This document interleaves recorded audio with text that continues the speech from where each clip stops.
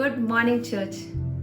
Last few weeks, we have been hearing about the new things God is going to do or bring forth and how we need to position ourselves to stand in the gap.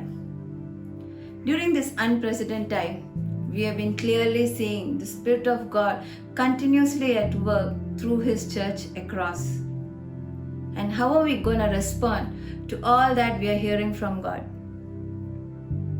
Yes, we're going to respond by putting faith in God.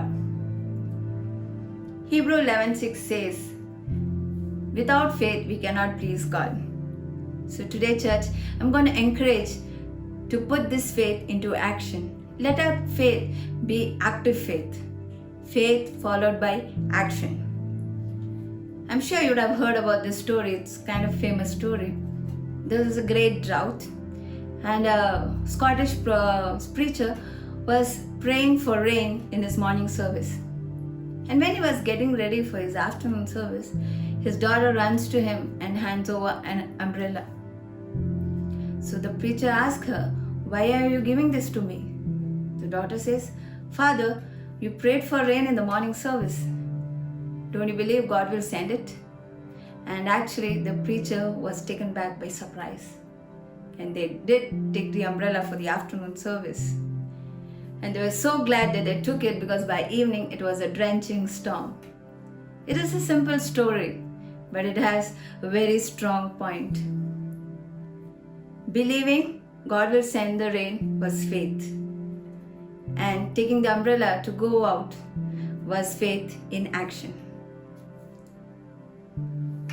How do we put this faith in action? Faith is not an emotion. Emotions are feeling that changes or shifts based on our situations, our circumstances.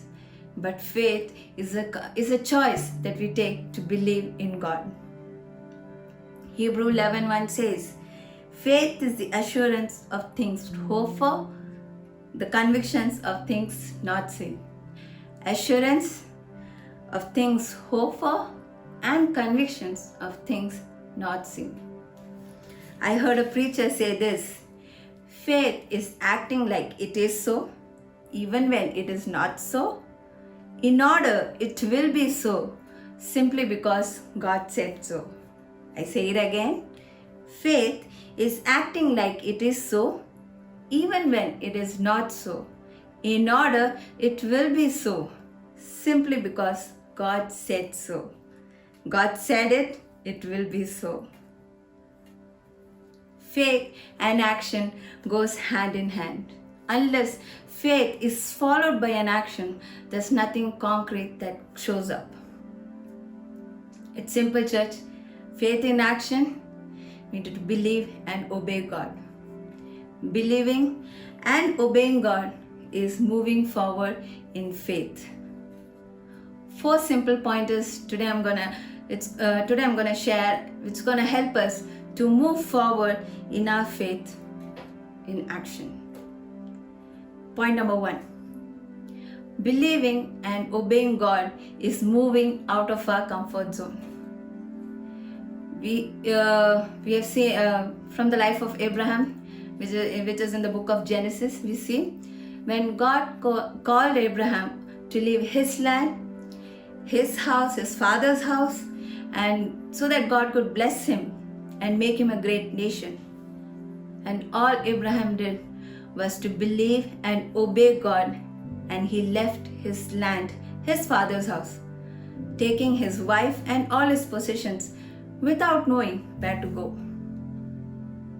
Abraham is the best epitome of faith.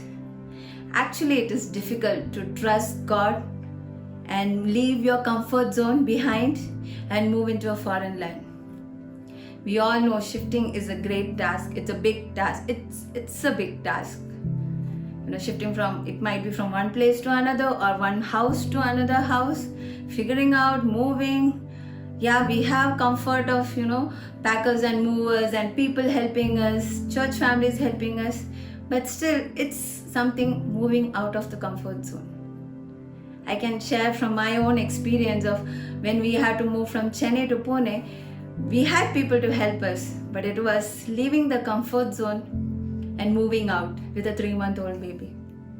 And I am sure Abraham also would have gone through his own struggles, but he chose to believe and obey God without knowing the destination, but still he obeyed and he left his father's house, left his comfort zone. So believing and obeying God is giving up your comfort zone. And when you give up your comfort zone, you will see the next move of God in your life.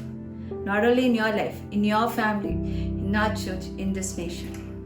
Second point, believing and obeying God in everything, even if you are alone. We see from the life of Noah, the Bible says he was a righteous man, blameless in his generation.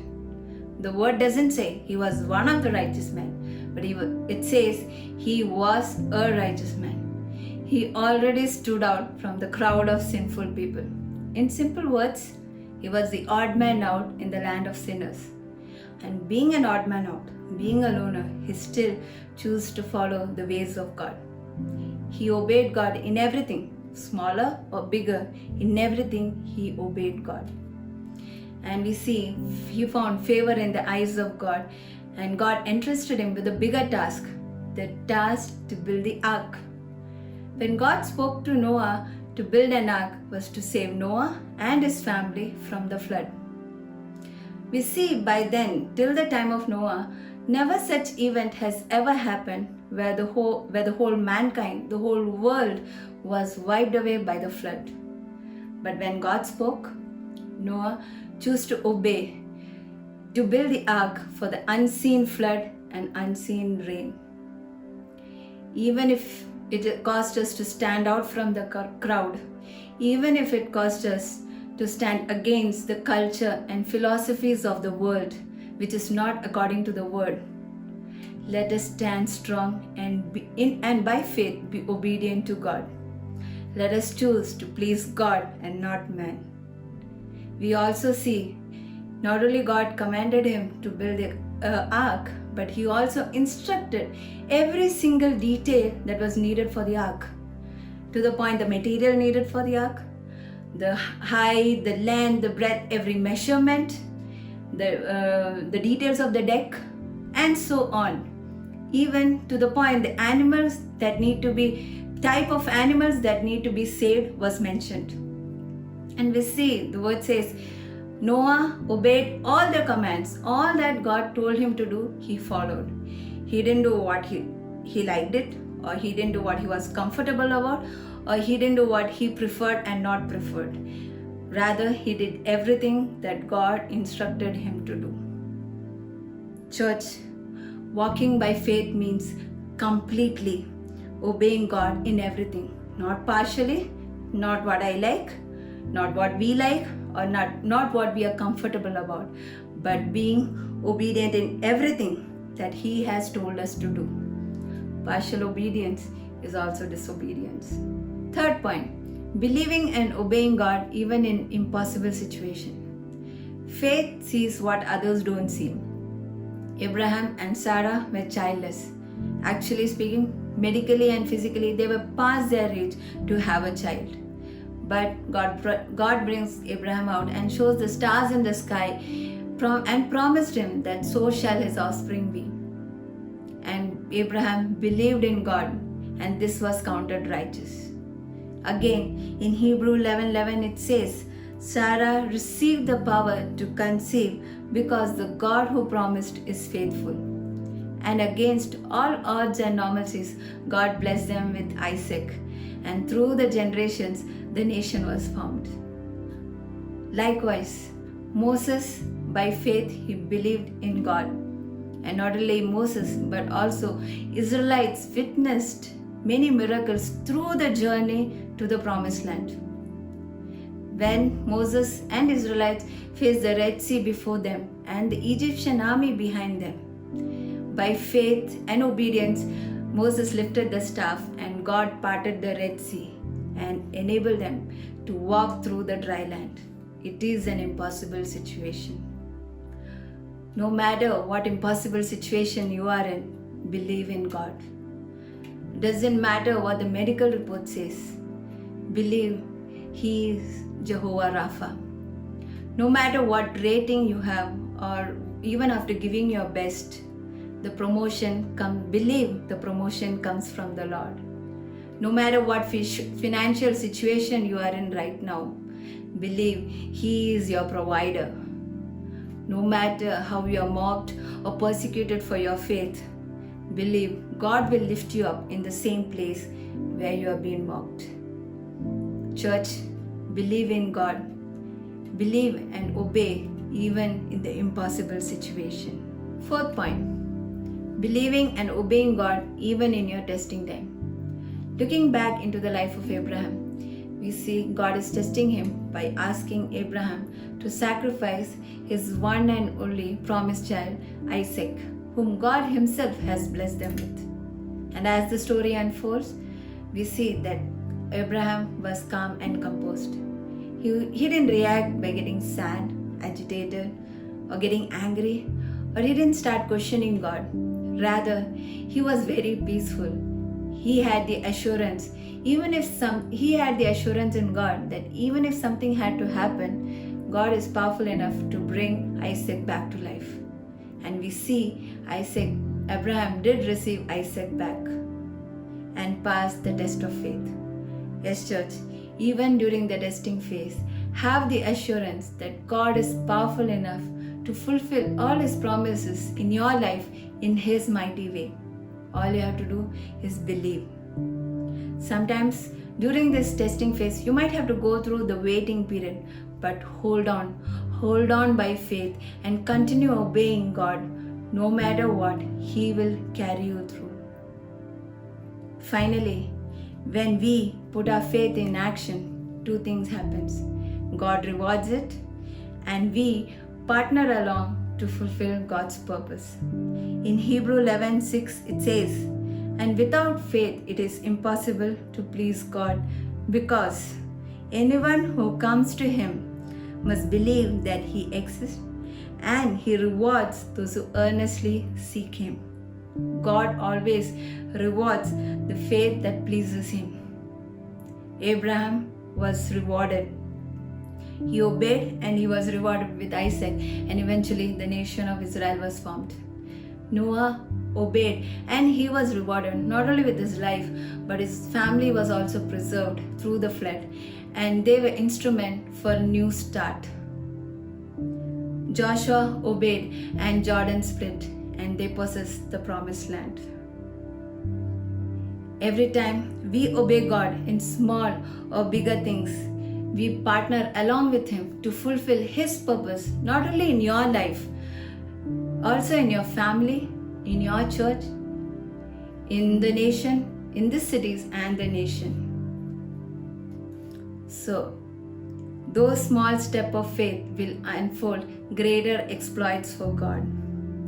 So, church, it's not only time to rise up, rise up in faith, but also in action, and persevering through all situation, believing that He is with us and He will carry us through. So, continue believing no matter what, no matter if you have to move out of your comfort zone. Continue obeying and believing in God, even in your impossible situation, even in your testing phase. Continue obeying and believing in God. Let's close our eyes and pray. Father, we come into your presence and we ask of you to stir up our faith, and may our faith be followed by action. It not just be by words, oh Father God, let it be followed by action. Help us to believe and obey even in our impossible situations. Help us to believe and obey even in our testing phase, that you are in control of our life, O God, Father God. That you will carry us through, O God, Father God. That give us that assurance that you are in control of Father. And and it's you who has called us, and you will carry us through. Father God, enable us to obey in every step and help us to partner along to the great purpose that you have installed for us, installed for your church, O God, Father God, to reach out to the cities and the nations, O God, Father God. Thank you. And Father God, we want to thank you for this awesome message, oh God, Father, the encouragement that you blessed us with, oh Father God. I surrender everybody into your hands, oh Father. In Jesus' name we pray.